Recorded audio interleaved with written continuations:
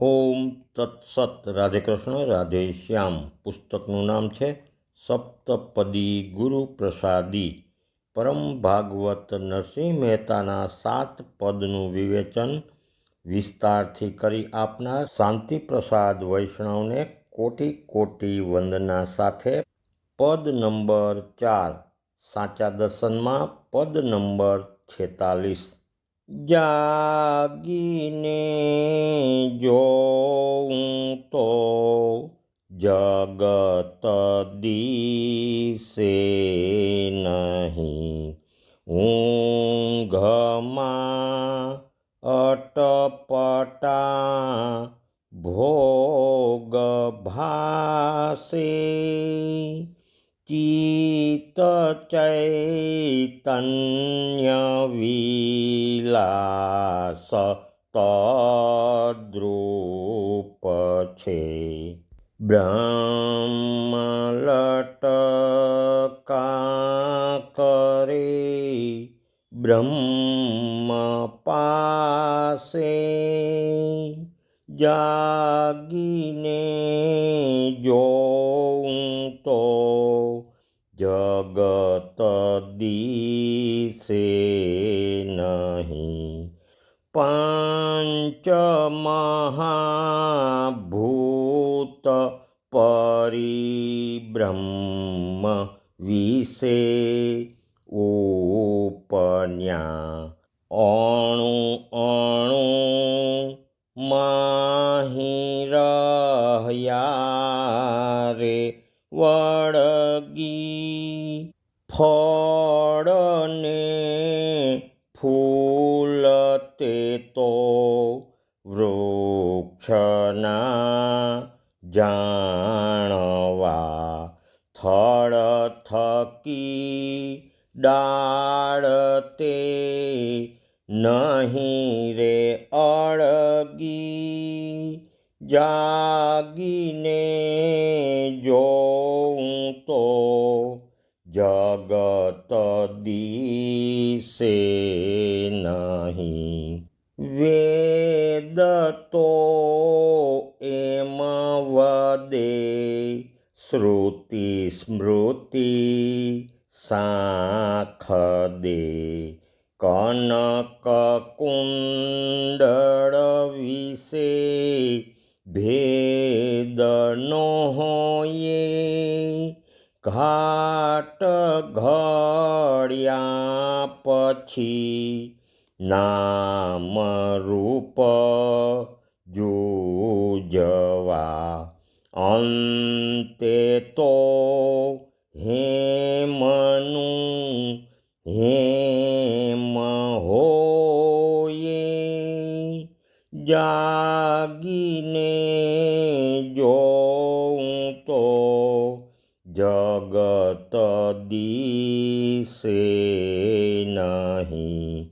જીવને શિવ તો આપ ઈચ્છાએ થયા, રચી પર પંચ 14 લોક કીધા, ભણે નરસિંહ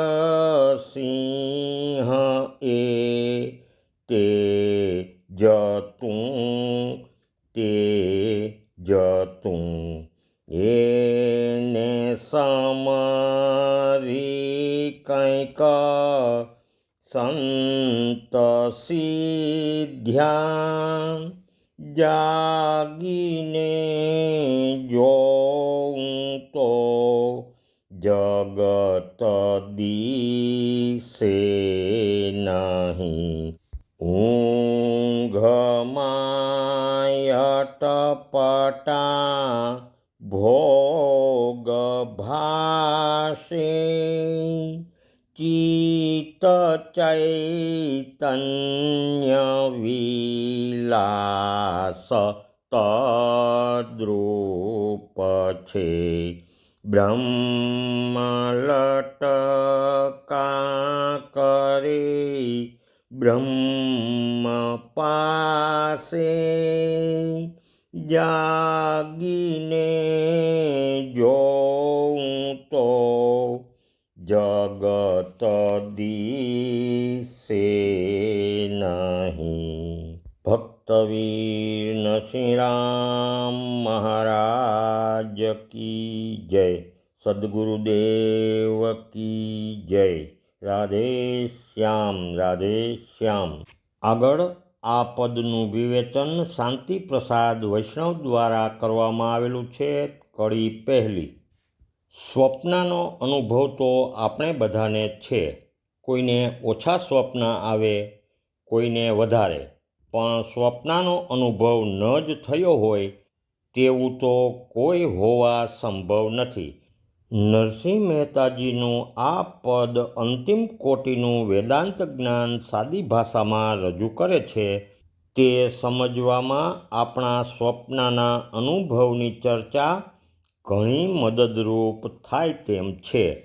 સ્વપ્નના બધા જ બનાવો, વસ્તુઓ, પાત્રો, વાણી, વિચાર, લાગણી બધું જ સાવ ખોટું હતું. પણ ખોટું ક્યારે? જાગીએ ત્યારે. સ્વપ્ન ચાલુ હોય ત્યારે તો બધું તદ્દન સાચું જણાતું હતું. પૂરેપૂરી નક્કરતા અનુભવાતી હતી. આમ સાવ ખોટી આભાસની વસ્તુઓ સાવ સાચી અનુભવાય છે. તે એક મહત્વની હકીકત આપણને સ્વપ્નની પ્રક્રિયા શીખવી જાય છે. તેના કરતાં વિશેષ મહત્વની વાત એ જાણવા મળે છે કે એક જ તત્વમાંથી જળ અને ચેતન બંને બની શકે છે. સ્વપ્નમાં દેખાતો ચેતન જીવ તો જાગતો બકાલી મનનો બનેલો છે. તેના હાથમાં રહેલા ત્રાજવા, તોલા, તેમાં રહેલા બટેટા પણ તે જ મનના બન્યા છે. એટલું જ નહીં, પણ બકાલી જે કંઈ કહી રહ્યો છે, આપણે તેને જે કંઈ જવાબ આપી રહ્યા છીએ તે વાણી. બકાલી વિશે આપણને જે વિચાર આવે, બકાલીને આપણા વિશે જે લાગણી થાય છે, આ બધું જ વાણી, વિચાર, લાગણી કેવળ એક મનના જ બનેલા છે. આમ એક જ તત્વ અનેક રૂપતા ધારણ કરી શકે તેનો સચોટ દાખલો સ્વપ્ન પૂરો પાડે છે. આ ઉપરાંત ત્રીજી અગત્યની વાત, સ્વપ્નના બધા જ પદાર્થો જે મનના બનેલા છે તે જ મન તેનું જોનાર, ભોગવનાર, જાણનાર છે. આમ દ્રષ્ટા અને દ્રશ્ય, ભોગતા અને ભોગ્ય, જ્ઞાતા અને જ્ઞેય એક જ છે. આમ મન જ પાસે મન લટકા કરી રહ્યું છે. જો આ વાત બરાબર સમજી શકાય તો વેદાંતનો ઘણો અગત્યનો સિદ્ધાંત બ્રહ્મ લટકા કરે બ્રહ્મ પાસે સમજવો બહુ મુશ્કેલ નહીં પડે. આ જ પ્રમાણે એક જ પરમાત્મા એકમાંથી બે વિશ્વસર્જનની લીલા માટે બન્યા દેખાય છે. તત્વે એક અદ્વિતીય અજોડ પરમાત્મા જ પોતાની મહત્તામાં રાચી રહ્યા છે, વિલસે છે. સ્વપ્નમાંથી જાગ્યા વેંત જ સ્વપ્નનું આખું જગત લય થઈ જાય છે અને સાથે સાથે તેમાંની સત્ય બુદ્ધિ પણ જતી રહે છે. આ જ પ્રમાણે જીવની અવિદ્યા, અજ્ઞાન દૂર થતાં મોહ નિદ્રામાંથી જાગે કે તરત જ જગત જગત રૂપે દેખાતું બંધ થાય છે. જગતમાં રહેલી સત્ય બુદ્ધિ દૂર થાય છે. જીવ પોતે દેહ નથી, દેહમાં વસનારો દેહથી તદ્દન જુદો છે. એ હકીકત સ્પષ્ટ સમજી શકાય તેવી છે. છતાં પરમાત્માની અદ્ભુત અવિદ્યા શક્તિને લીધે પોતાનું અસલ શુદ્ધ ચેતન સ્વરૂપ ભૂલી હાડ માંસના જડ દેહને પોતાનો દેહ એમ ન માનતા દેહ એ જ હું એમ માની બેસે છે. આવી ભૂલ ભરેલી માન્યતા જ એટલે ભ્રાંતિ જ બધા મોહનું મૂળ છે. પછી તો દેહના સગા સંબંધી સંપત્તિને મારા માની તેમાં આસક્ત થઈ તેના સુખે સુખી દુઃખે દુઃખી થવા લાગે છે, આ ભ્રાંતિ. આસક્તિ મમતા એ જ મોહ નિદ્રા. પુણ્ય બળે ભગવત કૃપા થતાં જીવ જાગે, પોતાના સાચા સ્વરૂપનું ભાન થતાં જ જગતનો મટી ભગવાનનો થઈ જાય અને જગત જંજાળથી છૂટે. પણ આમ ન બને ત્યાં સુધી તો ભર નિદ્રા ભર્યો અને તે ઊંઘમાં અટપટા ભોગ ભાસે. અટપટા એટલે ચિત્ર વિચિત્ર, અનેક પ્રકારના, સારા નરસા, ઘણીવાર તો ન સમજી શકાય તેવા. એક જ જીવ આંખથી જુએ, કાનથી સાંભળે, નાકથી સૂંઘે, જીભથી સ્વાદ લે વગેરે. અને જોવા, સાંભળવા, ખાવાની વસ્તુઓમાં પણ કેટલી અનેકવિધતા. આમાં રૂંધાયેલો જીવ બિચારો ક્યાંથી જાગે? 3 ગુણના ચિત્ર વિચિત્ર મિશ્રણથી કેટલા પ્રકારની યોનિઓ. માનવોની સંખ્યા અબજોની, છતાં 2 બીબા સરખા નહીં. તે જ પ્રમાણે 2 અંતઃકરણો પૂરેપૂરા સરખા નહીં, એટલે સ્વભાવો પૂરેપૂરા સરખા નહીં. ફૂલ ફળ કેટલી જાતના, વનસ્પતિઓ કેટલી ભાતની. જ્યાં જુઓ ત્યાં અપરંપાર અસંખ્યતા, અનેકવિધતા. પણ બધું ક્યાં સુધી? ઊંઘમાં અટપટા ભોગ ભાસે. નીંદર ઉડી, જીવ જાગ્યો અને ચિત્ત ચૈતન્ય વિલાસ તદ્રૂપ છે. બ્રહ્મ લટકા કરે બ્રહ્મ પાસે નું અદ્ભુત દર્શન. ભેદ ભ્રાંતિ ઉડી ગઈ. હું નહીં, તું નહીં, આ નહીં, કેવળ તદ્રૂપતા. આનંદ આનંદ રસ સમાધિ. તદ્રૂપ શ્રી ઘનશ્યામ. એવી મહેતાજીની રસ સમાધિ કે તુકાઝાલા વિઠ્ઠલાની તદ્રૂપતા, અથવા શંકરાચાર્યની ચિદાનંદ રૂપ શિવોઅહમની શિવરૂપતા. આવી સ્થિતિ પ્રાપ્ત થયા પછી અત્યાર સુધી જે જગત અટપટા ભોગથી ભરપૂર ભરેલું નક્કર સત્ય જણાતું હતું, તે આખું લય થઈ જતાં જાગીને જોઉં તો જગત દિશે નહીં, એ અનુભવ થયો. અનેક જન્મના, અનેક યોનિઓના અનુભવોના સંસ્કારના સંચય રૂપ જે ચિત્ત છે, તે ચૈતન્ય રૂપ જ છે, તેનો જ વિલાસ છે, તેનાથી જુદું નથી. જેમ પાણીમાં જામી ગયેલો બરફ જુદો દેખાય છે, પણ તત્વે પાણી રૂપ જ છે, તેનો જ વિલાસ કે વિકાર છે. આમ બ્રહ્મ જ અનેક રૂપે બ્રહ્મ પાસે લટકા કરી રહ્યું છે. એટલે જ ગીતાજીમાં કહ્યું છે કે બ્રહ્માર્પણમ બ્રહ્મ હવીર બ્રહ્માગ્નૌ બ્રહ્મણાહુતમ બ્રહ્મૈવ તેન ગંતવ્ય બ્રહ્મ કર્મ સમાધિના. આગળ કડી બીજી. પંચમહાભૂત પરિબ્રહ્મ વિશે ઉપન્યા. પરમાત્મા સર્વશક્તિમાન હોવા ઉપરાંત સત્ય સંકલ્પ છે. વિશ્વલીલાનો ભાવ થતાં જ પોતાની જ ઈચ્છાશક્તિથી ત્રિગુણી માયા અને તેમાંથી આકાશ, વાયુ, અગ્નિ, જળ અને પૃથ્વી ઉત્પન્ન થયા. તે ભૂતોના અદ્ભુત મિશ્રણથી વિશ્વ સર્જનના અનેકવિધ તમામ પદાર્થો સર્જાયા, જે દરેકના અણુ અણુમાં પંચમહાભૂતો સૂક્ષ્મ રૂપે ગૂંથાઈ રહ્યા છે. ભલે જળ પદાર્થો રૂપે, રંગે, ગુણે પોતાના ઉત્પાદક અને પ્રકાશક ચેતન તત્વથી તદ્દન જુદા ભાસે, છતાં આ વિશ્વમાં કોઈ પણ પદાર્થ પરમાત્માના સંકલ્પથી ભિન્ન નથી, એટલે અલગ નથી. આ વિશ્વ એટલે મહાન પ્રભુનું લીલા સ્વપ્ન.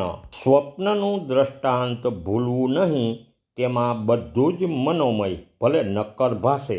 મહેતાજી એક બીજું દ્રષ્ટાંત આપે છે. એક વૃક્ષ લઈએ આંબો, તેના મૂળિયા, થડ, થડ ઉપરની જાડી છાલ, મોટી 3 ડાળ, પેટા ડાળીઓ, શાખાઓ, કૂણા કૂણા કૂપળિયા, લીલાછમ પાન, કૂણા કૂણા સુગંધી ફૂલ, મોર, લીલી લીલી નાની ખાખટીઓ, રૂપ રંગ ગુણમાં કેટલો બધો ફેર, પણ સમગ્ર દર્શન કરતા આંબો. આંબામાંથી કશું જ જુદું નહીં, બધું જ આંબાનું, આંબાને લીધે. બસ તે જ પ્રમાણે આ જગતમાં જે કંઈ દેખાય છે તે પરમાત્મામાં, પરમાત્માનું પરમાત્માને લીધે, તેનાથી કશું જ ભિન્ન નહીં, એટલે જુદું નહીં. બધું જ પરમાત્મામય, તો જુદો હું કોણ? જીવે પરમાત્મામાં પોતાપણું ઓગાળી નાખવું જ રહ્યું. આગળ કડી 3. વેદ તો એમ વદે, શ્રુતિ સ્મૃતિ સાંખ દે. કાર્ય અને કારણ તત્વે એક જ હોય. તે સિદ્ધાંત સમજાવવા મહેતાજી એક વિશેષ દ્રષ્ટાંત આપતા કહે છે કે સોનામાંથી જુદા જુદા ઘાટના દાગીના તૈયાર થતાં તેના આકાર પ્રમાણે તેના જુદા જુદા નામ પડે છે, પણ તત્વે બધું સોનું જ છે. ભલે બંગડી હોય કે હાર હોય, પોંચી હોય કે એરિંગ હોય, જે કારણમાંથી કાર્ય બન્યું હોય તે કાર્ય કારણમય જ હોય. એ સિદ્ધાંતે પરમાત્મામાંથી ઉત્પન્ન થયેલ જગત પરમાત્મામય જ હોય. આ સમજાવવા જુદા જુદા દ્રષ્ટાંતો આપ્યા. ઉપરાંતમાં મહેતાજી કહે છે કે વેદ પણ આ સિદ્ધાંતનું જ પ્રતિપાદન કરે છે અને શ્રુતિ ઉપરાંત સ્મૃતિ ગ્રંથો પણ તેમ જ કહે છે. ટૂંકમાં શાસ્ત્ર ઉપરની શ્રદ્ધા, યુક્તિ, દ્રષ્ટાંતોને આધારે જુદા જુદા નામ રૂપના તળમાં એક જ પરમાત્માના દર્શન કરવાનો મહાવરો આપણે કેળવવો જરૂરી છે. એક મહાત્મા કહેતા કે ચોર જેટલી બુદ્ધિ પણ આપણામાં નથી. ચોર બેગ ઉપાડે, લુગડા લત્તા દૂર કરી ખોળે, નાની પેટી દેખી ઉઘાડતા સોનું એમ બોલી ઉઠે છે. તે નથી જોતો કે તેમાં કેટલી માળા છે કે ફક્ત બંગડીઓ જ છે. તે તો પેટી ઉપાડી ચાલતો થાય છે. બસ એ જ પ્રમાણે બકરું દેખાય કે કૂતરું, આંબો દેખાય કે લીમડો, નદી કે નાળું, એક પરમાત્મા જ દેખાવા જોઈએ. આ જ વિવેકીનો વિવેક, બુદ્ધિમાનની બુદ્ધિ અને ખરી ચતુરાઈ. આગળ કડી 4. જીવ ને શિવ એ તો આપ ઈચ્છાએ થયા. અખિલ બ્રહ્માંડમાં એક તું શ્રી હરિ. એ પદમાં મહેતાજી કહે છે વિવિધ રચના કરી અનેક રસ લેવાને, શિવ થકી જીવ થયો એ જ આશે. પંચભૂતનું પંચીકરણ અર્થાત વિવિધ પ્રકારનું મિશ્રણ થતાં અનેક પ્રકારની યોનિઓ, તેના વસવાટ માટે સૌને અનુરૂપ લોકો, આહાર વિહાર માટે ભોગ પદાર્થો, આ બધું જ એક જ પરમાત્માનું રૂપાંતર. નરસિંહ મહેતાજી કહે છે તું પણ તે રૂપ જ છો. આ અનેકવિધ વિશ્વ માયામાંથી ચિત્ત કાઢી લઈ તેનું જ અનુસંધાન કરીશ તો તું પણ સિદ્ધ થઈ જઈશ, અર્થાત જન્મ મરણની રેંટમાળમાંથી મુક્ત થઈ ભવસાગર તરી જઈશ. અનેક સંતો, ભક્તો, મહાત્માઓ તેનું જ અનુસંધાન સાનુભવ પામી મુક્ત થયા છે. શિવ થકી જીવ થયા એ ભાગવત મત. જીવ ને શિવ એ તો આપ ઈચ્છાએ થયા એ કેવળ અદ્વૈત મત. પરબ્રહ્મ તદ્દન અક્રિય નિરાકાર તત્વ. તે પરબ્રહ્મ વિશ્વલીલામાં જેમ જીવનો પાઠ ગ્રહણ કરે તેમ ઈશ્વરનો સ્વાંગ પોતે સ્વીકારે. ઈશ્વર તત્વ સાપેક્ષ છે. જગત હોય તો તેનું નિયમન ઈસન કરનાર ઈશ્વર, પણ કૈવલ્ય સ્થિતિમાં નથી પોતે, નથી જગત, એટલે નથી કોઈ નિયામક. કેવલ પરબ્રહ્મ। શ્રી કૃષ્ણચંદ્ર દેવ કી જય, દ્વારિકાધીશ કી જય, રણછોડરાય કી જય, નરસિંહરામ મહારાજ કી જય, સદગુરુદેવ કી જય। રાધે શ્યામ, રાધે શ્યામ।